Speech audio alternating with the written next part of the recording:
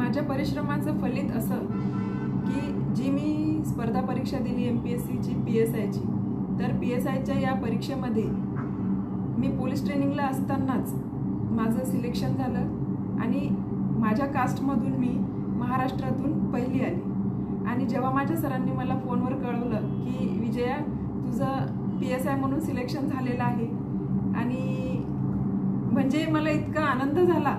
जेव्हा मी घरी आली तेव्हा मी सगळ्यात पहिले माझ्या आईला असं उचललं आणि गोल फिरवलं की आई मी PSI झाली। पण माझ्या आईला हे कळत नव्हतं की PSI म्हणजे कोणतं पद असते, काय असते।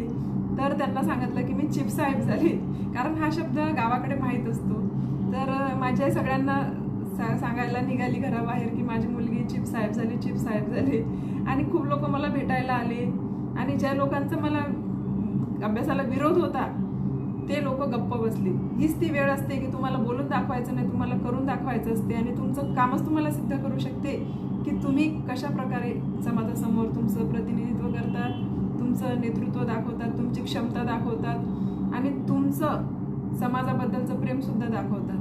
म्हणून दुसऱ्याकडे काही बोट दाखवून उपयोग नाही मित्र हो, तुम्ही स्वतः करा। जे बोलत आहे त्यांना बोलत राहू द्या, तुमचं काम हेच तुम्हाला तुमच्या जगासमोर ओळख निर्माण करून देणार आहे। म्हणून अभ्यास करत राहा,